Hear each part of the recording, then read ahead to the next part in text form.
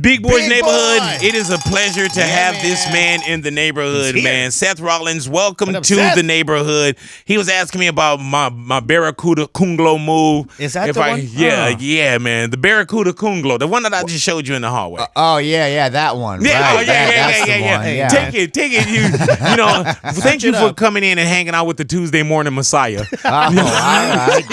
Couple of messiahs just hanging out on a Tuesday morning. Why not? That's what we do. You know what I'm saying? I figure, man, if you're Monday, I'm Tuesday. You're McDonald's, I'm McDowell's. Okay, I'm into it. Yeah. I like this. First thing I asked when he walked in, I was like, man, Seth, how does your body feel, bro? Because when we look at the WrestleManias or whatever, you wrestle a lot. All the time, year round, no off season. Yeah, How man. many days out of the year you think you're on a mat or? I think I wrestled last year match-wise, probably like around 170 matches. Out of 200. Gosh. There's 52 weeks in a year in average, 365 days.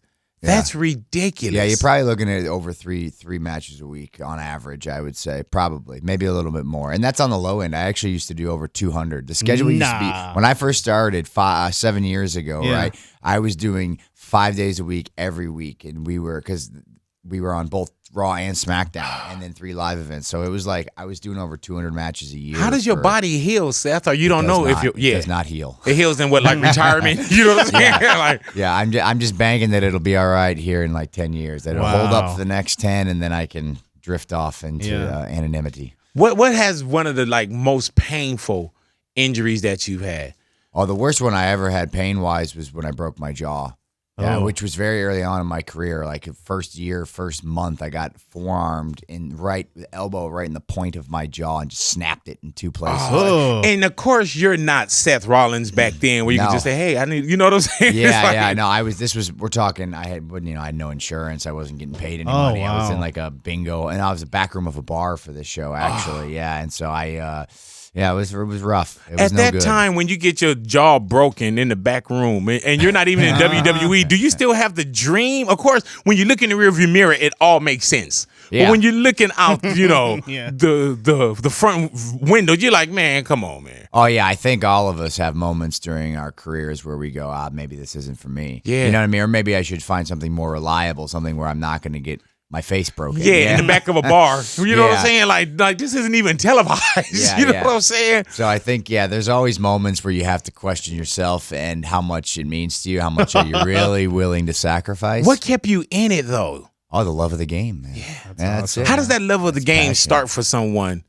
My grandpa and my dad and my uncle were big fans, in the 80s. And so when I was like 3, 4, 5 years old, they started taking me to live events. And, the first time I saw, this amazing thing live in person, it changed my life. Right. Because these guys were like live action superheroes, Hulk Hogan, Ultimate Warrior, Macho Man Randy Savage, Mr. Perfect, the model Rick Martel, Jake the Snake Roberts, Legion of Doom, So all these guys were like comic book characters come to life right there in front of you. And like, I'm like, oh, that's amazing. I want to do that. Is it wild that now your name is mentioned?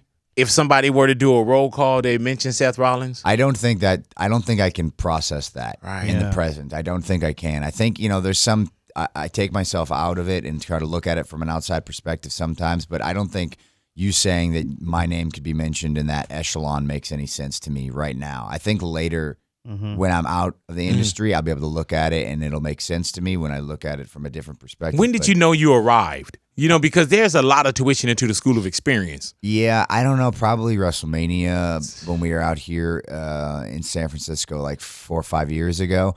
I ended up winning the world title at the end of WrestleMania, and I felt like that was my coming out party. How many years before you say I've arrived and it's WrestleMania? How many years or how many matches? So that's about 10 years in at that point. So I think so. Yeah, I was 28, 27 or something like that when that happened, which is fairly young. But so I would say 10 years in of wrestling, of toiling, of working my way up the ladder from back rooms of bars to 70,000 people at WrestleMania. And then there's no money that early on. I know there's negative money. Can you cover my bar how much I owe y'all?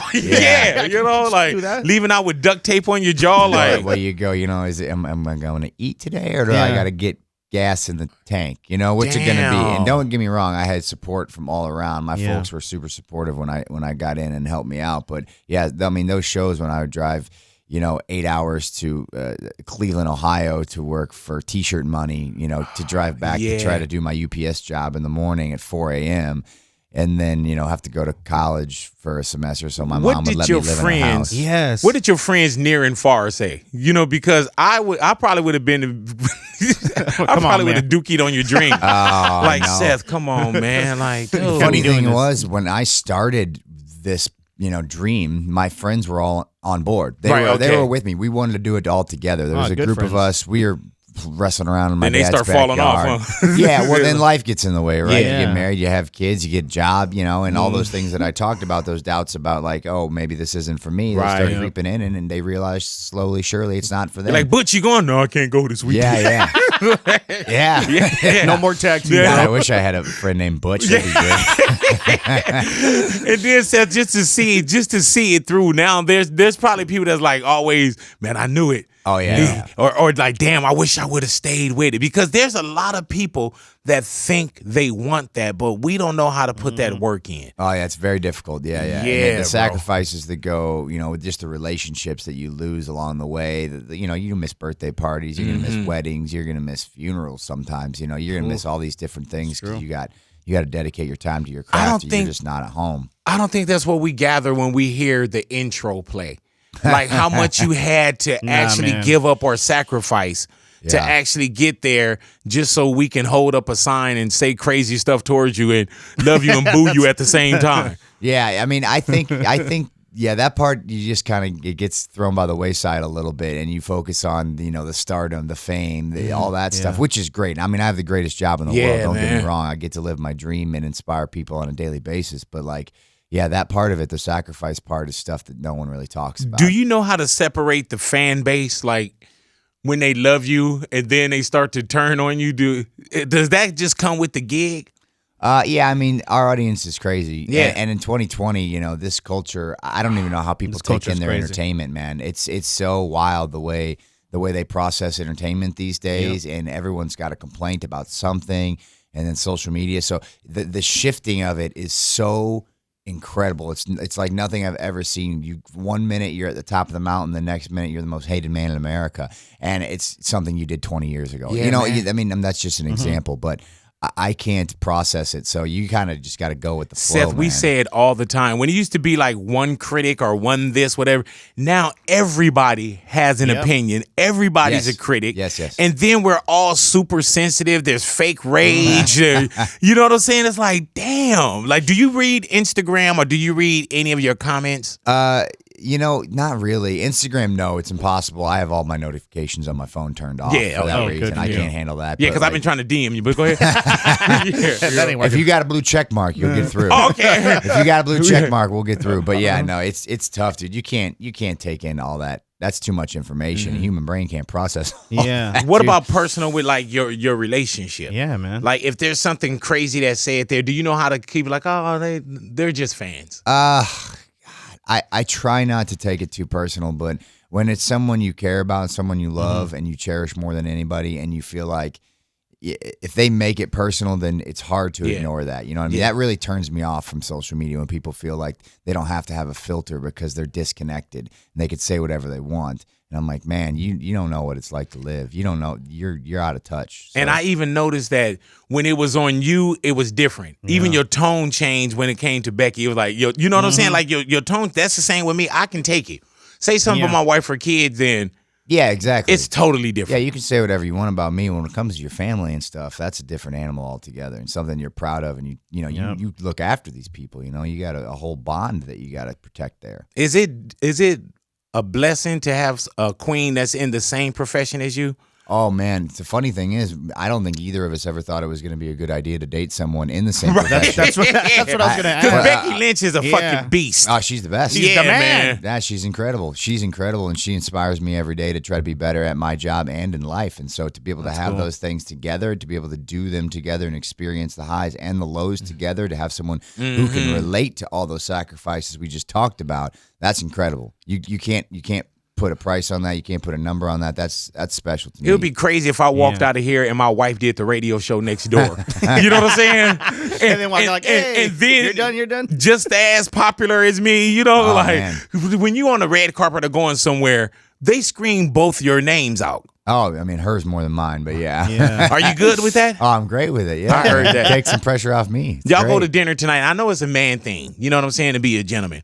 But it's got to be great to have a queen that can also pay for the meal. Oh, for sure. Okay. I mean, at this Not that I'm point, saying anything about my wife. No, it's I mean, we're married at this point, so it's all in the same bucket. You know, what I'm Right. saying? So it's all the same pocket. So it doesn't really matter where it comes from. I heard that. I crazy. can imagine what the wrestling look like at your house. Yeah. You know, you're like, pin me down. Yeah, having long counts and shit. Like, one, two. Oh, I'm up. Go ahead, Luke. I was going to ask, Dwayne "The Rock" Johnson's daughter, Simone Johnson, she just signed with the WWE. Yeah. For someone like that to obviously, you know, for The Rock, the legend, what's your relationship with The Rock? I mean, he's been an awesome mentor, particularly to Becky. He's been a great mentor to her. You know, I've met him on occasion. I had the opportunity to work with him when he came back 7 years ago. You know, he had a couple of matches with CM Punk. He ended up winning the world title, and I got a chance to work with him when we were part of the Shield. And he was awesome. He was nothing but, you know, bringing me in for hugs, and we never met or anything like that. But he's cool because he keeps tabs on the industry that helped make him. You know what I'm saying? And he doesn't have to do that. He's a big star in the world now. But it's something he still cares about. And to me, that says a lot about his character. Do you ever think about acting yourself? Like, I mean, I've done some WWE stuff. Right. If the opportunities presented themselves, that'd be great. But I haven't like, you know, I don't have an agent. Right. Put any feelers out to do anything like that. So if it came around, you know, I'd take a look at it. But can you imagine us doing an action film together? Oh, sure can.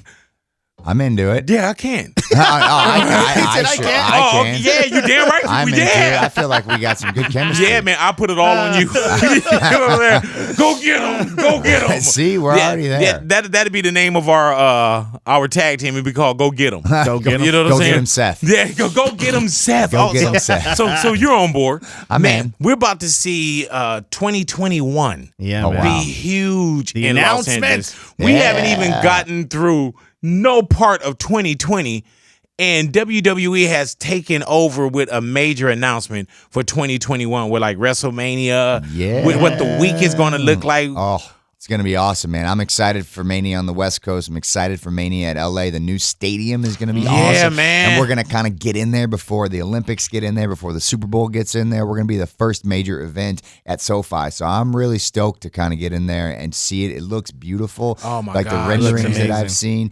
And all the work that's going in to put that thing together to get it ready for the football season, man, it's going to be really cool to do WrestleMania there. Hey, man, when they announced WrestleMania, at first I was like, dude, I said they kind of, if we talking about March, you would think that they would have said this already. No. And then when I looked at Next 2021, I was Yeah. like, oh my gosh, dude, just right now, if we could time capsule this and see what it's going to look like in 2021.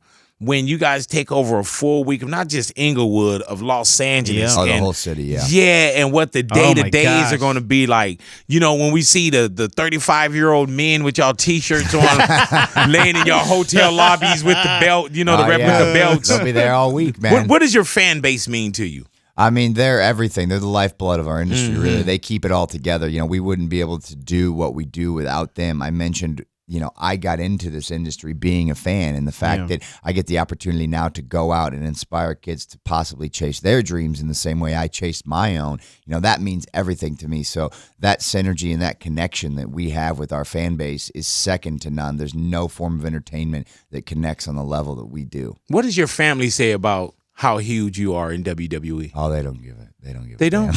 damn. No. Damn. man. And when I go back home, I'm just a kid from Iowa. You know what I'm saying? Damn. They don't care about how famous I am. They make me pay for dinner now, but that's Oh, yeah. You're You paying. famous enough. Yeah, I'm you know the what one I'm saying? footing the bill, but at the same time, my mom's wagging her finger and making sure I'm doing my laundry and stuff like that. You know? Oh, so you do your laundry? Wow, that's crazy because he doesn't.